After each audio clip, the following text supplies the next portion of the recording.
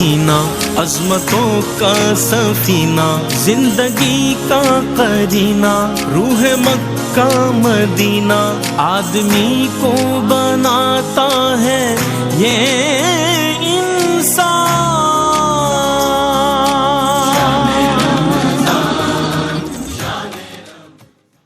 اچھا جناب، موضوع خودکشی اور اس کے اسباب، ہم گفتگو یہاں تک پہنچی تھی کہ آیا اس کی علت پر بھی بات ہوئی، اسباب پر بھی بات ہوئی، اس کے مذموم ہونے کے حوالے سے بات ہوئی، قرآن و حدیث کے حوالے دیے گئے۔ اب ہم آتے ہیں، اگر کوئی خودکشی کر لیتا ہے تو اس کی جو ہے تعزیت، اس کا نماز جنازہ، اس کے لیے دعائے مغفرت۔ میں چاہتا ہوں علامہ لیاقت حسین نظری صاحب اس حوالے سے بھی، اگر کوئی کر بیٹھا ہے تو گھر والے بڑے پریشان ہوتے ہیں کہ نہ جانے یار کیا ہمیں لوگ کہیں گے، اس کے لیے دعائے مغفرت کریں، اس کا جنازہ کیسے ہو، بہت سارے مسائل ایک دم سے کھڑے ہو جاتے ہیں، کیا فرمائیے گا؟ میں سر اس سے پہلے ایک جملہ کہوں گا، علامہ خرم صاحب جب گفتگو کر رہے تھے کہ انسان کبھی کبھی اس لیے بھی خودکشی کرتا ہے کہ دیکھتا ہے کہ سامنے والے کو یہ چیزیں مل رہی ہیں، تو اللہ تبارک و تعالیٰ نے ایمان والوں کو کئی مقامات پر آیات طیبات ہے کہ لا یغرنک تقلب الذین کفروا فی البلاد متاع قلیل، فرمایا کہ یہ کافروں کا بازاروں کے اندر گھومنا اور ان کی یہ کامیابیاں کامرانیاں تمہیں جو ہے وہ دھوکے کے اندر نہ ڈالیں۔ یہ دنیا کا ساز و سامان اور دنیا کی چیزیں ایسی نہیں ہیں کہ جس کی وجہ سے انسان سمجھے کہ فلاں کو یہ مل گئی ہے، فلاں کو یہ مل گیا۔ وَلَا تَتَمَنَّوْا مَا فَضَّلَ اللَّهُ بِهِ بَعْضَكُمْ عَلَىٰ بَعْضٍ، وہ تمنا نہ کرو جو اللہ تبارک و تعالیٰ نے دوسروں کو عطا فرمائی ہے۔ تو یہ بھی ایک بہت بڑی چیز ہوتی ہے کزنز کے اندر، رشتہ داروں کے اندر۔ ہمارے ہاں پنجابی میں تو کزن کو کہتے ہیں شریکہ، ہاں، یعنی ان کو ایک اپنا دشمن اور اپنا کمپیٹیٹر سمجھا جاتا ہے، کہتا ہے تو ساڑا شریکہ ہے۔ تو اس کی وجہ سے بھی جو ہے انسان اس کمپٹیشن کے اندر بھی تباہی بربادی کی طرف جاتا ہے۔ رہا سوال آپ کا، دیکھیں خودکشی ایک گناہ کبیرہ ہے، بہت بڑا جرم ہے، لیکن خودکشی کرنے والا ایک جرم کرتا ہے، گناہ کرتا ہے، لیکن گناہ کی وجہ سے وہ کافر نہیں ہوتا۔ کوئی بھی گناہ جو ہے وہ کفر نہیں ہے۔ اس گناہ گار کے لیے، ہم کسی بھی گناہ گار کے لیے اس کا جنازہ پڑھتے ہیں اور دعائے مغفرت کرتے ہیں، تو اس کے لیے بھی ہم جنازہ بھی اس کا پڑھیں گے اور دعائے مغفرت بھی کریں گے، یعنی ون لائنر جواب یہ ہے۔ پھر اس کے ضمن کے اندر یہ ہے، جیسے مفتی صاحب نے حدیث پاک پڑھی بخاری شریف کی، اس کے اندر خالدن مخلدن آیا، تو اس کی توجہ یہ کی ہے کہ اگر اس نے خودکشی کو جو ہے وہ حلال سمجھ کے کیا، اب بظاہر ہمارے پاس کوئی ایسی دلیل تو نہیں ہے، ہمیں تو کسی کی نیت کا پتہ نہیں کہ اس نے حلال سمجھ کے کیا یا حرام سمجھ کے کیا، حلال نہیں، مسئلے کا حل سمجھ کے کر رہا ہے، لیکن اگر وہ ایسا آگے نکل گیا، جی ہاں، اگر وہ ایسا کوئی جملہ اس نے کہا ہے جس سے یہ ظاہر ہوتا ہے کہ وہ اس کو حلال سمجھ رہا تھا، تو پھر تو اس کا حکم وہی لگے گا کہ خودکشی کو حلال سمجھنا یہ تو بالکل جو ہے وہ کفر کی طرف لے کے جاتا ہے۔ لیکن نارمل طور پر جو 99.99% جو عمومی طور پر ہوتا ہے وہ ایک گناہ ہے، اور اس گناہ گار کے انسان دعائے مغفرت بھی کرتا ہے، اور ایک گناہ گار کے لیے انسان جنازہ بھی پڑھتا ہے۔ ہاں، ایک خودکشی کرنے والے کے لیے آتا ہے کہ نبی صلی اللہ علیہ وسلم کے زمانے میں کی تو حضور کے سامنے جنازہ لایا گیا، تو حضور نے صحابہ کرام سے فرمایا کہ اے میرے صحابہ آپ جنازہ پڑھیں۔ ایک اور واقعہ وہ سب بڑا اچھا شیئر کر رہے تھے، ایک واقعہ ذکر فرما رہے تھے جی، وہ صحابی کا تھا، وہ ہجرت کر کے تشریف لائے تھے، تو وہ زخمی، بہت زیادہ زخمی ہو گئے، تو اپنے تیر کے جو پھل تھا اس سے انگلیاں انہوں نے کاٹ لی تھی، انگلیاں زخمی ہو گئی تھی۔ تو جب ان کو کسی نے خواب میں دیکھا تو انہوں نے بتایا، یہ مسلم کی روایت ہے، انہوں نے بتایا کہ اللہ تعالیٰ نے مجھے فرمایا کہ میں نے تجھے بخش دیا سوائے تیرے ان ہاتھوں کے۔ تو جب نبی کریم صلی اللہ علیہ وسلم کو بتایا گیا کہ وہ ہجرت کر کے آئے تھے اور ایسا معاملہ ہوا، تو پھر آپ نے اللہ کی بارگاہ میں دعا کی اللہ تعالیٰ اس کے ہاتھوں کو بھی بخش دے۔ تو اس کا مطلب ہے دعائے بخشش و مغفرت بالکل ہو سکتی ہے۔ ٹھیک، جی علامہ۔ اچھا مفتی صاحب، چونکہ آپ کی جانب آ گئے ہیں تو ایک ذہن میں سوال آیا، وہ بھی پیش کر دوں کہ مفتی صاحب کوئی اگر خودکشی کر گیا، ہم اس پر یہ بھی نہیں کر سکتے، مطلب کہہ سکتے کہ وہ کیا ہے کہ ایمان پر موت نہیں ہوئی اس کی، ایک مسئلے کا حل تھا، حلال اور حرام سے ہٹ کر اس نے خودکشی کر کے اپنے آپ کو آزاد بقول، مطلب اس کی اپنی جو طریقے سے، تو کیا فرمائے گا اس کا آخرت میں کیا انجام ہے؟ یعنی کہ وہ ایمان کی ظاہر مسلمان تھا، اگرچہ وہ یہ بھی سمجھ رہا تھا کہ یہ حرام ہے، لیکن وہ کر گزرا یہ، تو اس کا آخرت میں کیا انجام ہوگا؟ میں اس حوالے سے جاننا چاہ رہا ہوں۔ دیکھیں، جب ہم احادیث پڑھتے ہیں نا، تو اللہ تبارک و تعالیٰ کی مشیت پیچھے کار فرما نظر آتی ہے۔ اگر تو وہ حالت ایمان میں رخصت ہوا ہے چاہے اس نے گناہ کبیرہ کیا کچھ بھی حالت ایمان میں گیا ہے تو پھر دو صورتیں ہیں. ایک تو وہ جو حدیث میں ذکر ہوئی کہ جہنم میں ڈال دیا جائے گا اور مسلسل اس کو عذاب ہوتا رہے گا. اور بہت سی حدیثیں ایسی ہیں جیسے بنی اسرائیل کے واقعات ہیں. ایک شخص تھا, اس نے ساری زندگی کبھی کوئی نیکی ہی نہیں کی تھی. جب اس کا انتقال ہونے لگا تو اس نے وصیت کی کہ جب میں مر جاؤں تو میری لاش کو جلا دینا, اس کی راکھ آدھی ہوا میں اڑا دینا, آدھی دریا میں بہا دینا. تو وہ اس طرح ہی کیا حسب وصیت. اللہ تعالیٰ نے دریا کو حکم دیا, اس نے راکھ جمع کی, ہوا کو حکم دیا, راکھ جمع ہو گئی, اس کو زندہ کر دیا. اللہ نے فرمایا تو نے یہ وصیت کیوں کی؟ حالانکہ رب جانتا ہے. تو اس نے عرض کیا رب کریم تو اچھی طرح جانتا ہے, فقط تیرے خوف کی وجہ سے, مجھے خوف تھا اگر میں تیرے قابو میں آ گیا تو مجھے چھوڑے گا نہیں کیونکہ میں نے کوئی بھی نیکی نہیں کی. تو اللہ نے فرشتوں سے فرمایا گواہ ہو جاؤ میں نے اس کی بخشش فرما دی. تو جب ایک پچھلے نبی کا امتی جس نے ایک بھی نیکی نہیں کی, اللہ اپنے کرم سے اس کے کبیرہ صغیرہ سارے گناہ بخش رہا ہے, تو پھر یہاں محمدی ہے, یہاں نبی کریم صلی اللہ علیہ وسلم سے نسبت ہے, اللہ تبارک و تعالیٰ کی خصوصی پیار, خصوصی توجہ, خصوصی عنایت, اس کی رحمت کا متوجہ ہونا اپنے حبیب کے صدقے, تو امید رکھی جا سکتی ہے کہ اللہ چاہے تو اس کو بغیر جہنم کا عذاب دیے بخش بھی سکتا ہے. لہٰذا اس کا مطلب یہ ہوا جو آپ کے سوال کا ایک نتیجہ یہ بھی نکلتا ہے کہ بعض لوگ جب اس طرح کوئی مر جاتا ہے نا تو اس کو لعنت ملامت بہت کہتے ہیں جہنمی ہے, تو ہاں جہنمی ہے, خوب برا کہتے ہیں, لعنت. اس سے کیا ہوتا ہے زندوں کی بہت ڈس ہارٹ ہوتے ہیں, وہ ان کی دل آزاریاں ہوتی ہیں. بھائی ایسا نہ کہ ہو سکتا ہے ہماری بخشش نہ ہو, ہم پھنس جائیں اور اللہ تعالیٰ اس کو بخش دے. وہ تو اس کے کرم پر موقوف ہے نا. ظاہر حدیث تو یہی کہہ رہی ہے, لیکن یہ کہاں منع کر رہی ہے کہ اللہ تعالیٰ چاہے تو اس کے اس کبیرہ گناہ کو نہ بخشے, شرک کے علاوہ جس کو چاہے وہ بخشے گا, یہ اس کی مرضی پر موقوف ہے. لہٰذا اس طرح برا بھلا بھی نہیں کہنا چاہیے. بہت اچھی بات. یہ مفتی صاحب سے میرے ذہن میں سوال تھا, آپ کے نہ جانے کتنوں کے ذہنوں میں یہ سوال موجود ہوگا, تو یہ بھی قبلہ نے بیان فرما دیا. ایک وقفے کے بعد لوٹتے ہیں, ہمارے ساتھ رہیے. جی ناظرین, آپ کا خیر مقدم ہے. آج خودکشی اور اس کے اسباب پر بات ہو رہی ہے. اب یہ ساری چیزیں تو اب تک پہنچ گئیں کہ آیا اس کی مذمت بھی اور اس کا انجام بھی, اس کے لیے دعائے مغفرت بھی ہو سکتی ہے. ظاہر ہے کس ٹینشن میں اس دنیا سے چلا گیا. بہرحال کسی کا اپنا چلا گیا تو اس کے دل سے پوچھیں کہ جن کا کوئی گیا ہو اس طریقے سے. اللہ تعالیٰ سب کو صبر اور تحمل عطا فرمائے, اللہ پر یقین اور تیقن عطا فرمائے, اور اس کی رحمت پر بھروسہ عطا فرمائے, جو ایک مومن کا ایک سمجھ لیا ہتھیار ہے یا اس کے لیے ایک بہت بڑی دولت ہے. اب ہم آتے ہیں ان واقعات جو کہ بڑھتی جا رہی ہے صورتحال, یہ مستقل ہم دیکھ رہے ہیں کہ یہ سلسلہ بڑھتا جا رہا ہے. ہم تو پاکستانی کی بات کریں گے, ظاہر ہے باہر سے ہمارا کوئی وہ نہیں ہے.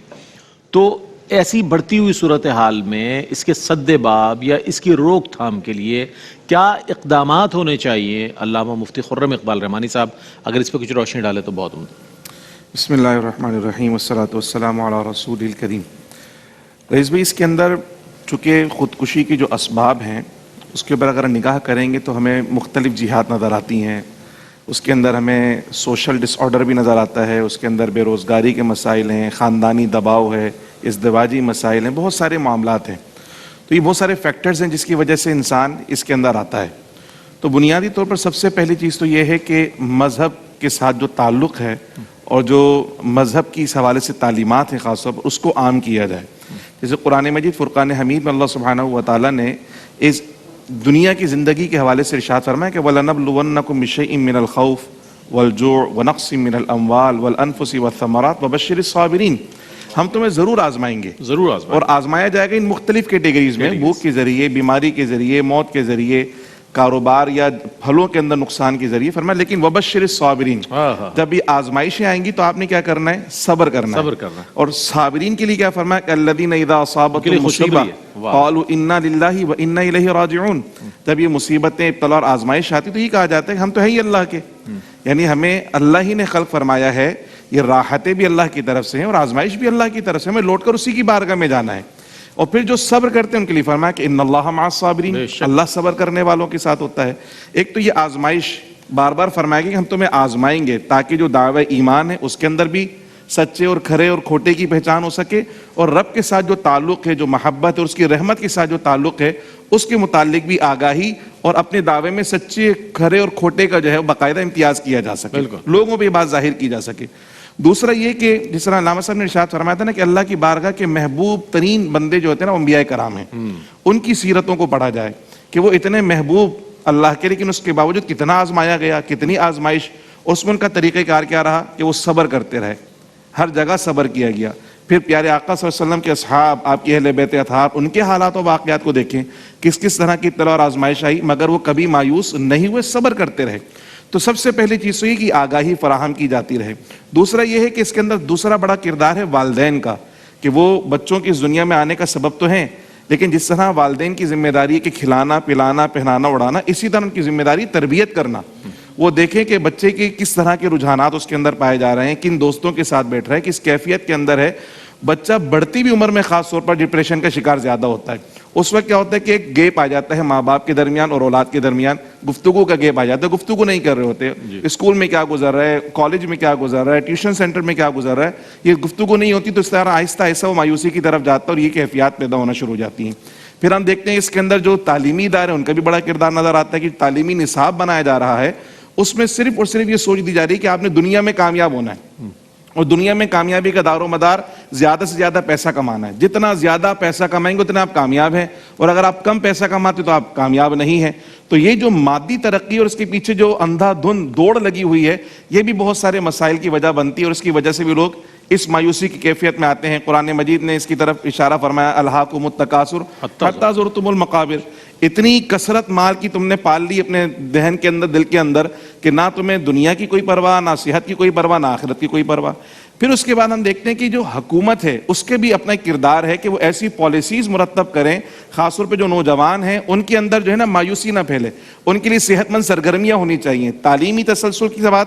پھر جب وہ نوکری کے لیے آتے ہیں میدان کے اندر، نوکریاں نہیں ملتی، پھر گھر والوں کی ذمہ داریاں، گھر والوں کی امیدیں بڑی وابستہ ہو جاتی ہیں، کب یہ پڑھ لکھ گیا تب یہ کچھ کما کر لے کر آئے گا، ہمارے حالات بدلیں گے، مگر وہ نہیں بدل رہے، تو وہ تانے سنائے جاتے ہوتے ہیں۔ تو اس کے اندر یہ تمام فیکٹرز جو ہیں سوسائٹی کے، جو اپنا اپنا کردار ادا کر سکتے ہیں، اگر وہ سارے کے سارے فیکٹرز اپنا کردار ادا کرتے رہے تو انشاءاللہ اس معاملے کی روک تھام ہو سکتی ہے، چونکہ بنیادی طور پر یہ ایک مینٹل ڈیزیز ہے بالکل، اور اس کے لیے جب تک اس کی کیفیات کو نہیں بھانپا جائے گا، اس کے مسائل کو نہیں سنا جائے گا اور اس کے حل پیش نہیں کیا جائے گا، اس وقت تک اس کی روک تھام نہیں کی جا سکتی۔ نہیں کی جا سکتی۔ علامہ لیاقت حسین اظہری صاحب کیا فرمائیں گے؟ موضوع بہت اہم ہے، اور ظاہر ہے علماء حضرات کی گفتگو سے لوگوں میں ایک امید پیدا ہوتی ہے کہ جینے کی امید ہوتی ہے، نیکیوں کا ایک وہ بڑھتا ہے، جذبہ بڑھتا ہے۔ کیا فرمائے گا علامہ صاحب اس حوالے سے؟ رئیس بھائی، زمانہ جاہلیت کے اندر خاص طور پر جو ہے کسی کی ہم بچیاں پیدا ہوتی تھی تو بچیوں کو قتل کر دیا جاتا تھا، اور کہتے تھے کہ ان کو کہاں سے کھلائیں گے۔ قرآن مجید نے سورہ بنی اسرائیل کے اندر بھی اور سورہ انعام کے اندر بھی فرمایا کہ وَلَا تَقْتُلُوا أَوْلَادَكُمْ خَشْيَةَ إِمْلَاقٍ نَحْنُ نَرْزُقُهُمْ وَإِيَّاكُمْ، فرمایا کہ اس خوف سے قتل نہ کرو اپنے بچوں کو کہ بھائی ان کی روزی کہاں آئے گی، فرمایا کہ ہم نے ان کو بھی ہم روزی دیں گے، تمہیں بھی ہم روزی دیں گے۔ یہ ہمارے اوپر بھی ہے کہ ہم رزاق نہ بنے، ہمارا کام ہے کوشش کرنا، بالکل اسٹرگل کرنا۔ جس مالی کو مولا نے ہمیں دیا ہے ہمارے بچوں کو بھی دے گا رب تبارک و تعالی۔ جو حرام کے راستوں پر جاتے ہیں یا جو مایوسی کے راستوں پر جاتے ہیں، انسان اپنی جتنی رب تبارک و تعالی کے عطا کردہ چیزیں اس پر انسان جدوجہد کرتا ہے، کوشش کرتا ہے، اس کی آگے کی چیزوں پر انسان نہ جائے۔ سب سے بنیادی چیز ہے جو ان لوگوں کے لیے ہے جو کہتے ہیں کہ تنگی آ گئی ہے، میں کروں تو کروں کیا کروں، رب تبارک و تعالیٰ کی رحمت۔ دوسری بات یہ ہے کہ نوجوانوں کے لیے، بچوں کے لیے یہ ہے کہ وہ عدم برداشت ان کے اندر بہت زیادہ ہو، طلاقوں کا ریشو جو بڑھ گیا ہے، خودکشی کا ریشو جو بڑھ گیا ہے، اس کی وجہ یہ ہے کہ تحمل اور برداشت بالکل نہیں رہا، بے صبری اتنی زیادہ ہو گئی اور نتیجہ بہت جلدی اخذ کرتے ہیں۔ اس میں ایک تو یہ ہے کہ ہمارا بچہ جو ڈیجیٹل کے اندر گھس گیا ہے اور بہت زیادہ ڈیجیٹل کی دنیا کے اندر چلا گیا ہے اور پریکٹیکل لائف کے اندر اتنا نہیں ہے۔ ان بچوں سے، بچیوں سے گزارش ہے کہ عملی زندگی کچھ اور ہے۔ خاص طور پر جو بچیاں اپنے گھر میں جاتی ہیں ان کے لیے بھی ایک بات ہے، مفتی صاحب نے بہت خوبصورت دونوں طرف کا کہا کہ کبھی بیویاں تنگ کرتی ہیں، کبھی شوہر تنگ کرتے ہیں، کبھی ساس، یہ سب کا سب کسی ایک فرد کو آپ نہیں کہہ سکتے، پورے کا پورا معاشرہ اس کے اندر ہوتا ہے۔ بچیاں کہتی ہیں کہ میں اپنے باپ کے گھر یہ کرتی تھی، میرے والد، دیکھیں باپ کا گھر ایک الگ چیز ہے، شوہر کا گھر ایک الگ چیز ہے۔ بچیوں کو ذہنی طور پر اپنے آپ کو تیار کرنا چاہیے، ہمت دینی چاہیے۔ اسی طرح بچے ہیں، شادی سے پہلے ایک الگ زندگی ہوتی ہے جب شادیوں کی ذمہ داری ہوتی ہے تو پھر ان کے کندھوں پر ایک بوجھ آ جاتا ہے.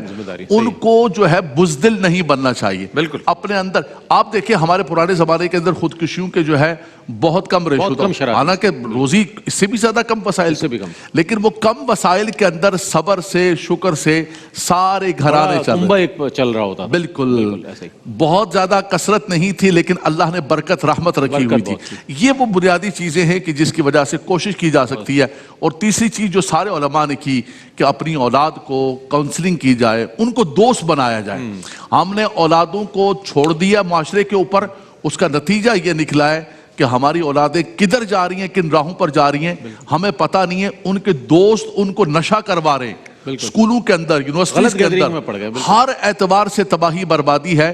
ہمیں اپنے بچوں کو اپنا دوست بنانا بہت چاہیے. اچھا. قبلہ کیا فرمائیے گا مفتی محمد اکمل مدنی صاحب, پھر انشاءاللہ. جی دیکھیں ہمارے مذہب نے ہمیں یہ تصور دیا, اور شروع خصوصاً جو مکی زندگی تھی سرکار کی 13 سالہ, اس میں تو تصور آخرت کو بہت اچھے انداز سے مسلسل آیات کے نزول کے ساتھ ذہنوں میں بٹھایا گیا ہے. آخرت کو پیش نظر رکھیں بس. سب سے ضروری چیز یہ ہے, ہم بعض اوقات دنیا کو سب کچھ سمجھ لیتے ہیں, آخرت کو فراموش کرتے ہیں, تب یہ کیفیات پیدا ہوتی ہیں کہ مایوسی پیدا ہوتی ہے, اور ہم کہتے ہیں اب تو کچھ ملتا نظر نہیں آ رہا تو اپنے آپ کو ہلاک کر لو. ہمارا مذہب گویا کہ ہمیں سمجھاتا ہے کہ 50 60 70 سالہ زندگی یہ تو حقیقتاً ایک خواب ہے. خواب سے جاگنا تو آخرت میں ہوگا اور اس کی کوئی لمٹ نہیں ہے. تو اس لیے ذہن بنائیں, جب ہم بچوں کو اگر فکر آخرت زیادہ دیں نا کہ بیٹا اگر یہاں کچھ نہیں بھی ملتا تو جتنا کم ملے گا اتنا آخرت میں اللہ بڑھائے گا. لیکن اگر آپ صبر کریں گے, اور پھر ہمیشہ کی جنت ہے, اور پھر جنت کی نعمتوں کا تصور. تو ایک جیسے بہن نے مجھے کہا کہ مصعب میرا شوہر چرسی ہے, موالی ہے, مارتا ہے, شرابیں پیتا ہے, تو کیا جنت میں یہی میرے ساتھ ہوگا؟ میں نے کہا بالکل ہوگا. حیران ہوئی کہ یہی ہوگا میرے ساتھ. میں نے کہا ہوگا, لیکن ڈینٹنگ پینٹنگ کے بعد آپ کو ملے گا.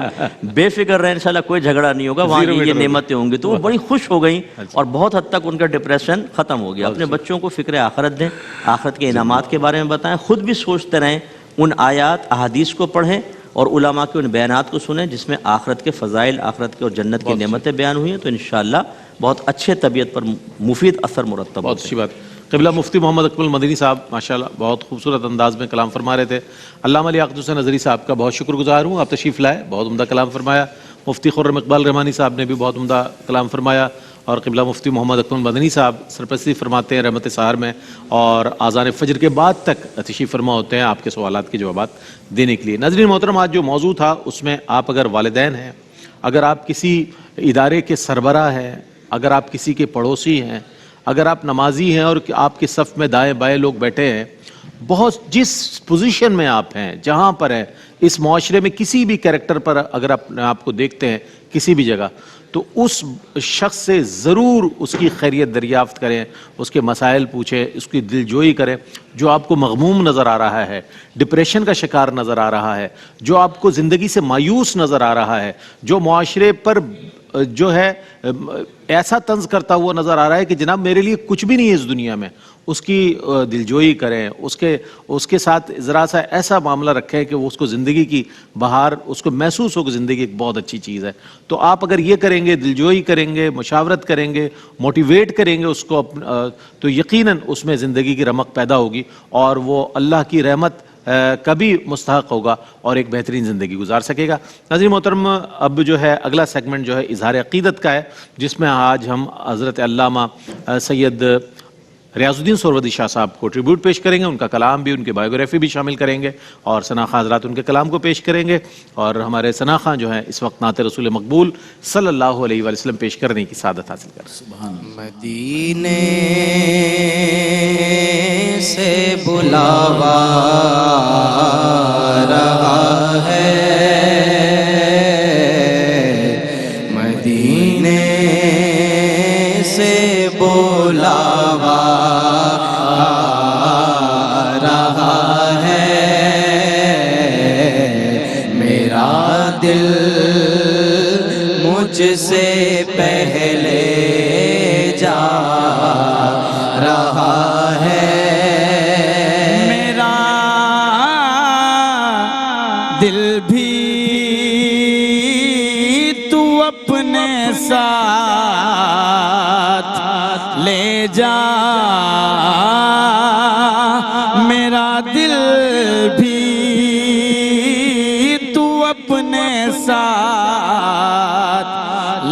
جا اکیلا کیوں مدینے جا رہا ہے اکیلا کیوں مدینے جا رہا ہے چکی